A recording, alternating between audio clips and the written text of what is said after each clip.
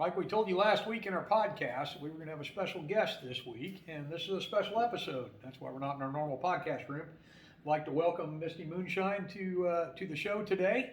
And Misty's here in Indiana, which is kind of great. And the weather turned out nice for her, so that's also great. But Misty, why don't you tell everybody a little bit why you're here today and the past couple days? Well, I got to come out. We're working on End of Trail here, which is going to be held at Paradise Pass here in Indiana in June. And we got to do lots of plotting and planning today. We walked the grounds and worked on layout for End of Trail and where we're going to put certain activities and tents and vendors and just all the stuff that makes End of Trail. So we've got a great plan now here after today. And it's just really exciting stuff. It's going to be fantastic. What, without giving away all the secrets, what would you say is going to be probably one of the biggest differences, or what can they kind of expect in comparison to prior EOTs as far as the layout, the grounds, things that could be a little different? Well, there's the screen stuff here in Indiana that's all over the ground. we don't typically have that in New Mexico. Any of you who would like to request a little Founders Ranch dirt to be thrown at you, we can probably make that happen. I can bring some with me, but generally speaking, the landscape and the scenery here at Paradise Pass is just gorgeous. You're going to have a lot of the same key elements that you've come to expect from End of Trail, which is the World Championship. You're going to have a fantastic shooting competition, courtesy of Deuce and Lassiter and Cowboy Cardi, our match directors. Those core things that are End of Trail are going to remain the same. So you've come to expect a quality match, great entertainment, wonderful vendors, good food for the banquet, quality awards. Those things will remain the same. We have today rethought sort of what makes End of Trail, the main tent and our main activities center and that sort of thing. And we changed our minds out there, didn't we? About six or seven times. Well, what if we did it this way or ran it that way? And what about these kind of tables? And what we've landed on today, here at the end of today, is I think an awesome plan for a really great new experience for End of Trail that's just going to create an ambiance and a feeling of reception and warmth and fun that everybody's really going to enjoy. That's great. And looking at our vendor row out there, one thing that I was kind of impressed with is when you started telling me the number of vendors that are coming. Can you tell the audience a little bit about who's coming? Just a little extra perk for them and let them know, bring their money so they can purchase some great stuff. Sure, yeah, I don't want to leave anybody out. So you can always reference on the SASS Facebook page. I have a pinned post there that is updated. And that has the full list of all of our exhibitors and the event sponsors too. Loads of event sponsors have already stepped up. Stage sponsors are filling up. Mernicle Holsters, our official junior shooter sponsor of End of Trail, that means all juniors shoot for free. Stage sponsors like Taylor's and Company Firearms, Dillon Precision, like all the folks that have supported End of Trail for decades are supporting again this year. Many of those event sponsors are exhibiting. And then we also have a lot of brand new vendors coming kind of from this area, Fredericks of Deadwood out of Pennsylvania, and just fun things like that. Workin' Ranch is going to come down and set up. I know Workin' Ranch is a huge favorite for cowboy action shoppers. So there's going to be a lot of great products for you to come and crack those wallets open for sure. Clothing, firearms, leather, just about every accoutrement you could imagine wanting to shop for. It'll be represented here at End of Trail. So the vendor response has been phenomenal already. It's only March.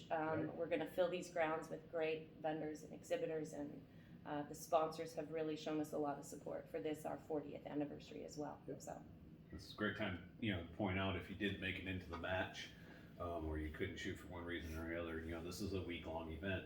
It is. And if you live within 2, 3, 4, even 5 hours away, and you're a cowboy action shooter, what a great opportunity to come get a flavor of End of Trail and get to patronize the vendors that are here, because it will be worth your trip. Sure. And the new shooters, like you're saying there, I know just this last weekend we had a match here, and we had I think three brand new shooters and a couple of spectators that are planning on shooting. This is your opportunity or their opportunity to come in, meet a lot of shooters that they probably wouldn't normally meet. Of course, a lot of world caliber, top class shooters will be here. Not that we don't have them here in our monthlies, but we'll have a few extras. And then be able to pick out some nice clothing, leather, and that type of thing for upcoming events. And then also, there again, I'll always put a shameless plug in for the state shoot immediately following 4 days Yeah. later. Yeah. We're kicking off Indiana State right here, and it'll be another fantastic event, reset, and ready to go for the Indiana State. And from what I understand too, several of the vendors have expressed interest in sticking around, correct? Yep. After end of trail and staying for the state match as well. That's fantastic, and and we have a lot of shooters sticking around from EOT then also, so that'll be excellent too. And those that are on the waiting list, if you can't, if you're too far into the list and you're not going to make it into EOT, come for the end of EOT, stay for Indiana State. It's perfect storm to be able to do that. Come see the award ceremony and man-on-man shoot off for that. Stick around for a few days and then shoot the Indiana State. So what are some of the other plans then for that we've got to get ready for yet for EOT or? Well, I think we accomplished a lot here in my visit here. I don't know.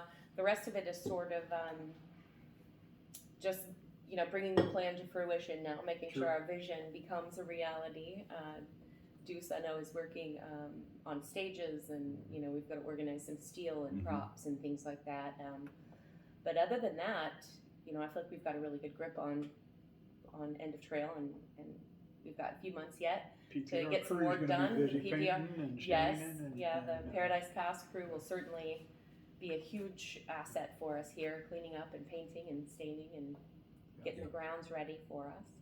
Well, and I can appreciate what you guys are going to be going through in the next few months, because traditionally you're used to kind of operating out of the home base, and everything's within the Edgewood area there, and now it's being remotely done for all intents and purposes for a few months at least. So that's going to be a definite challenge, which I know you guys can definitely take on. But Misty and her crew at the office are going to continue to do the awesome work they always do. So you're going to be doing it more remotely at times, and so, which I know you guys can absolutely handle. So. Well, and I have full confidence in CC Top and the PPR crew here at Paradise Pass to. We walked through, went bay to bay, got a good understanding and plan of what needs to be done everywhere, and I have full confidence knowing that you and your crew will get it done, and we'll be ready to go. We'll be arriving with truckloads of targets from New Mexico, targets and props and decor and supplies, and we're doing our best to offer you end of trail, some of the things that you've become really accustomed to seeing and experiencing at end of trail in Indiana. Obviously, there's a lot of things that we can't bring, but we'll definitely load up as trucks full of the things that kind of make that end of trail experience to put our mark on end of trail here in Indiana as well. Well, and I do have one request. I was wondering if we could do a kiddie pool with A some kiddie Founders pool. Ranch, with Founders Ranch dirt on it, so we can have a taste of. An homage to the Pooley gang. Right? Absolutely, yes. It's it would be, you're gonna have a lot of the same ambience. The Longhorn Bar. Yes, is coming. That's the Longhorn Saloon that has been set up inside the main tent. We're bringing that. We're going to be setting that up, and like I said, those cornerstones of end of trail that have kind of become a trademark end of trail experience. Those will be coming along with us, and we'll set them up here, and it's going to be a lot of fun. Fantastic. And just to mention to everybody, because I did get some questions about that, when we walk the campgrounds, both campgrounds that we have available, you will be parking on nice grass. A lot of the spots will be shaded, at least for the first probably half of the campers showing up. We're going to start them in a row in the shaded areas up there. So I think it'll be a pretty nice experience as far as that's concerned. And unless something very unusual happens, we'll be able to have campfires. We'll have some rules on that, of course. We'll have that available at the clubhouse when you sign up to kind of let you know what that is, but we'll be able to have campfires quite a few places. We just finished up the plans for the fireworks displays for the opening ceremonies, and it's going to be excellent. I'm really excited about that and be able to present that from here, and it's all right here on the range. Other thing, food vendors. Super excited about our choices in food vendors and what we have kind of set up down here, And, we've got ice cream vendors, we've got kettle corn vendors, we've got donut vendors. Gourmet coffee. Gourmet coffee, we've Yeah. got buffalo burgers, we've got Yeah. barbecue. So we've got a really nice smorgasbord of Yeah. choices throughout the day. And Breakfast, Cece, I lunch, know you've worked to do sort of a rotation of mobile food trucks. So the Yeah. folks that are here with us all week, through the Wild Bunch as well as the Cowboy Match, you'll have some variety in what your breakfast and lunch choices are. And this might also be a good time maybe to mention the local church group with the Yeah, breakfast options. we're very, very blessed and fortunate here that we've had a local church group, and when I say local, they're just a couple hundred yards down the road Yeah. here, that we've been friends with for many, many years, and their church group comes here every single monthly match, during the warm weather anyway, and they're brass rats. They pick up all the brass for us. They also provide baked goods and walk water and Gatorade and such up and down the lines. We explained EOT to them and the size of it, so they banded together with a couple other local churches to provide enough brass rats for every posse, for every flight, throughout EOT. So as you become accustomed to at End of Trail in New Mexico, EOT will not be a lost brass match. Correct. You will Correct. get your brass back. Yeah, you will have your brass collected and returned to you. So. You will lose your primer. Yeah. You did not get your primers Don't back. get your primers back. Yep. I did notice this weekend at the shoot, not a single shooter left their box of ammo set on the load Yeah, table. you don't want to do that.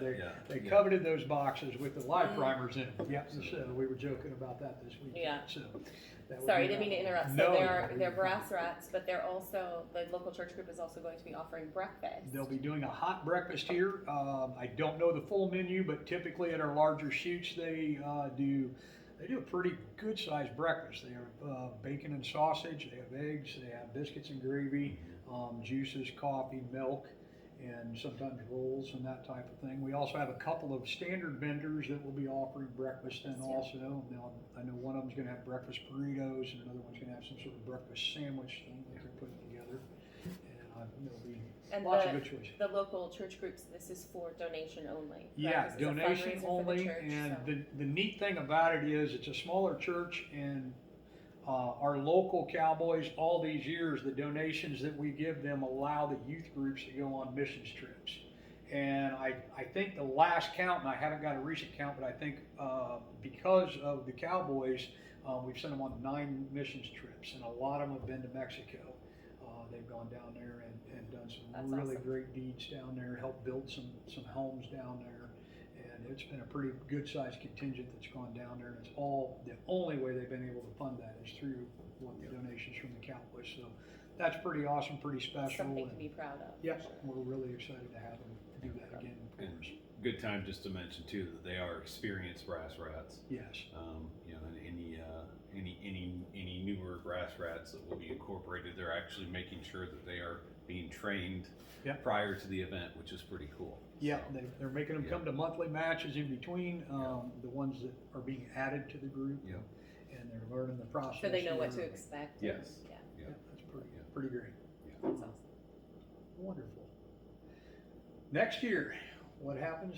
Hmm. So I know everybody's heard and that type of Yeah. thing, but let's hear it one more time so they understand that. Yeah, so let me backtrack a little bit so that Great. folks understand sort of how this evolution of End of Trail being here happened this year. And so it was announced in the fall of 2020 that there was going to be a restructuring of the SASS championship matches. So the End of Trail, the World Championship, has historically always been hosted by SASS.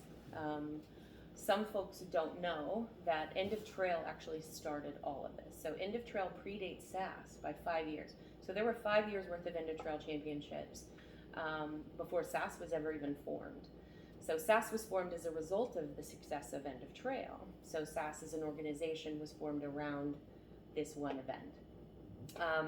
And then it evolved and continued to evolve. So it's made sense for now, this would be our 40th year, for SASS to retain the control and hosting of End of Trail. And as the sanctioning structure beneath it was established, it became the World Championship, a national underneath it. So the structure wasn't established from the ground up. It kind of went from, well, this is the big one, this was what started it all, it'll be the world.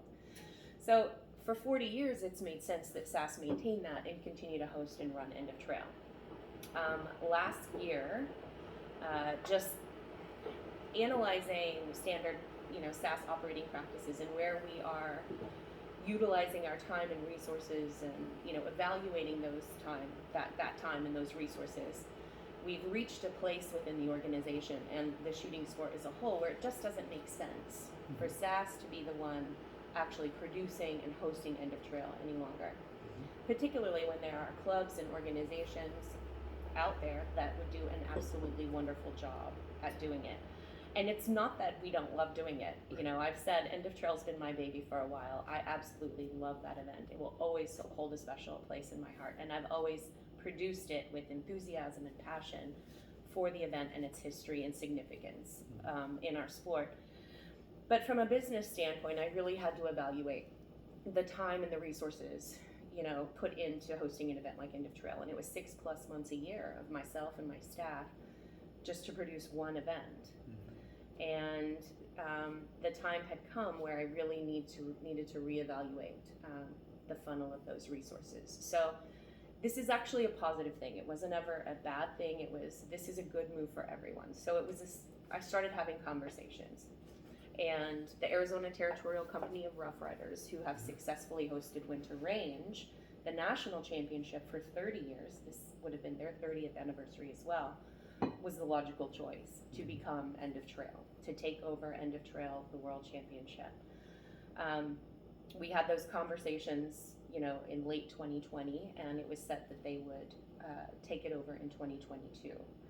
So of course, then that left an opening for the home of the national championship. We started, we looked at our options there. So in 2022, Land Run in Oklahoma City, very successful regional for many years, will become the national championship.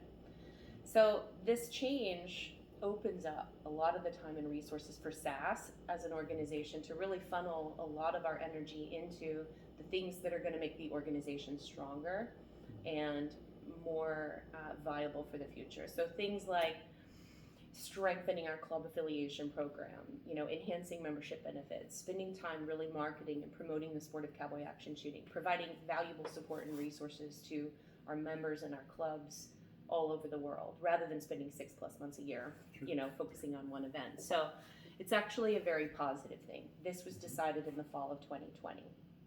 Matter of fact, when the January 2021 Cowboy Chronicle went to print, that was still the plan. Sure. SASS was going to host it one more time for the 40th anniversary at Founders Ranch in New Mexico. And the Cowboy Chronicle went to print with that statement. Early December is when we submit, information and, prints for it to go off. Takes a bit for it to come out in the mail. By mid-January, we were kind of forced to realize that there was, despite our best hopes, we weren't going to be able to hold End of Trail in New Mexico after all. Based on the COVID restrictions. So the COVID restrictions in New Mexico have been crippling to the business community. SASS and Founders Ranch have not been immune to those restrictions and the devastating effects. I shouldn't say that. SASS actually has remained strong throughout. Our operations aren't really inhibited by it. Our members are all over the world. Obviously there was some negative impact with the cancellation of matches and sanctioning revenue and things like that. We weren't 100% immune to it, but SASS is strong today as it was, years ago, before pre-COVID, I should say. It was a matter of a lot of New Mexico businesses have gone downhill. Founders Ranch was closed by mandate for months and months and months. Zero revenue. We had layoff of employees. And then when they did allow us to open it up, the mandates for gathering, I guess, I'm trying to, capacity, occupancy limits were just absurd. We never were able to open the lower ranges back up. We opened shotgun back up limitedly. Facility rentals couldn't happen. And, over time, it just taken its toll. But New Mexico has a color county code system in place. So if you're in the red, you can't do anything, right? And then it goes to yellow and then green. And they've recently added a level called turquoise. Okay. And initially I thought, well, as long as we're in the green by say April, we'll be good. We'll be able to hold end of trail. But then you start looking at the green a little closer and you realize, well, that even in green doesn't mean go. It's still 125 or 150 gathering limit. I can't host end of trail with 150 people. So it became more and more evident that we weren't going to be able to hold end of trail in New Mexico. And as you know, CC is one of the members of the SASS advisory board. I called a meeting and kind of went in devastatingly saying we're not going to be able to have end of trail. And from that conversation with the board, an idea hatched to, what if we hold it somewhere else in an alternate location?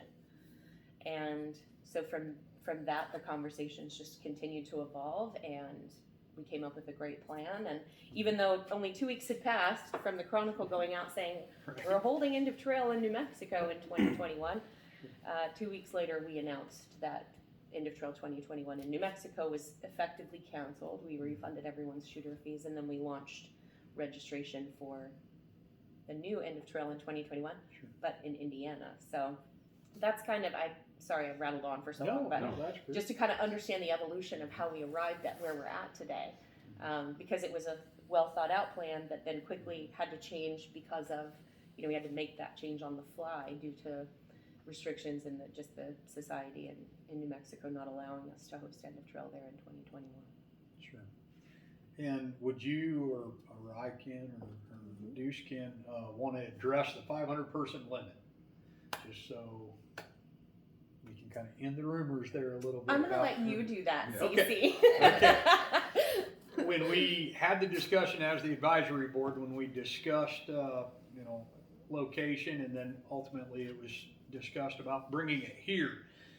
Number one, time is getting shorter for us to plan this event out, and this place was never designed to hold a world championship, but yet we felt that the place was ready for a world championship.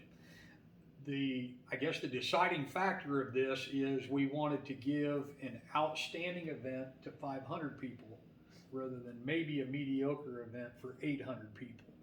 So, and then also in case the COVID restrictions, Indiana has been very, very good and very smart in most cases with their restriction classifications. We felt that even if it bumps back up a level or two because of where we're at now, we would still be able to, with this much space, be able to hold a 500 person event. Right. Not sure if we could hold a 700 or 800 person event. We did secure some additional property for parking and that type of thing. A lot of it just depending on vendors and whether they're bringing big trucks, big trailers, those type of things. There again, I think 500 is going to make it just an absolutely perfect event. So I apologize for anybody. It was kind of my call at the last minute on the total number, and we discussed a lot of different numbers, and we all felt, I think, at the end that 500 is the right number, and it's the number that we're sticking to. And we're excited for the 500 to get in. We apologize for anybody that didn't get in, but the whole coronavirus thing has been very, very difficult on everybody. Yeah, and I think that that's important to say too, is by no means, and even my referencing the COVID restrictions in New Mexico, just to be clear, I'm not trying to mitigate the threat of COVID-19 or make it sound, what is the word I'm looking for? Minimizing it. Minimize, thank you. I'm not trying to minimize the threat of COVID-19 or people's fears surrounding it by any means. We are taking extra precaution here, extra hand washing stations. We're doing things for airflow, and part of that does lead into the 500 people limit. We are still, restrictions are not in a COVID environment, and likely still will be in June, and so we want to be conscientious of that and good stewards and hosts and hostesses and make sure that everyone has enough space and places to wash their hands and be as safe as possible while here. Absolutely. Wonderful. Any other topics we need to cover this afternoon on this? No, I think that answers a lot of questions.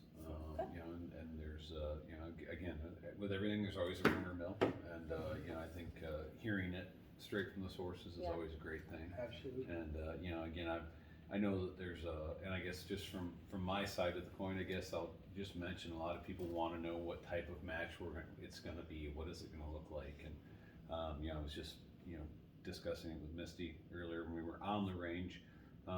You know, guys, the theme of the match for me is going to be to have the shooters be entertained and have them have a good time. You know, you know, I'd love to see 25% clean shooters. You know, that's up to you guys. Ultimately, right. Our goal is to make sure Yeah. that it is cleanable. Yeah, the goal is that it's going to be cleanable for you guys, and you guys, of course, have to do the rest. But you know, we're going to try our hardest to make that a fun, safe, entertaining environment for everybody. And you know, we want you leaving here having had a good time. That is the whole goal here. And you know, nothing.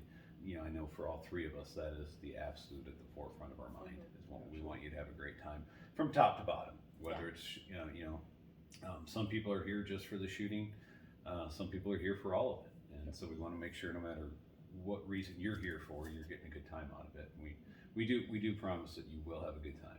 Yep, so, absolutely, absolutely. You know, but yeah, so we look forward to having everybody come out.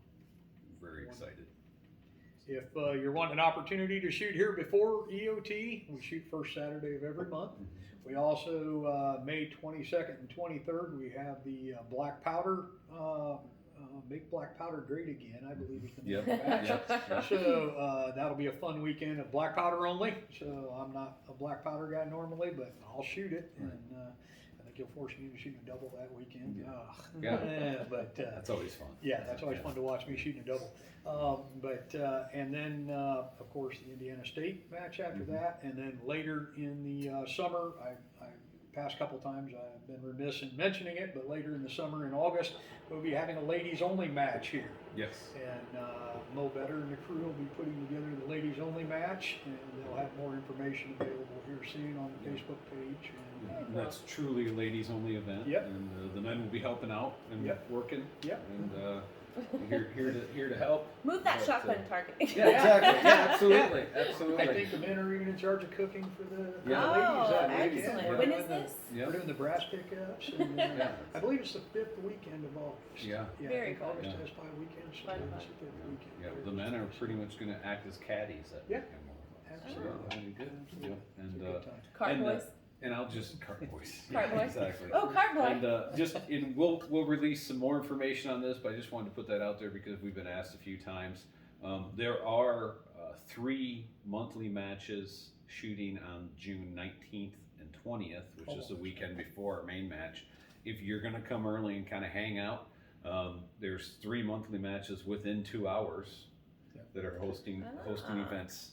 If you happen to not be shooting the Wild Bunch World Championship, you can, if you're using the weekend you before. can come in the weekend before and enjoy Travel some to local some flavor monthlies, do some- and travel. You can shoot some warm-ups. Saturday and Sunday. That's a great So idea. We'll provide that local information. We'll put that on the website and For those folks that are coming 1,000 Yeah. plus miles, Sure. that's certainly worth it to be able to Excellent, shoot in excellent Yeah. chance to shoot Yeah. as much so as you want. between that and the EOT and Indiana State shoot, you're gonna have the opportunity to shoot almost 30 stages in 3 weekends if you Yeah. want to do that. So Yep. Wow. it's a lot of shooting.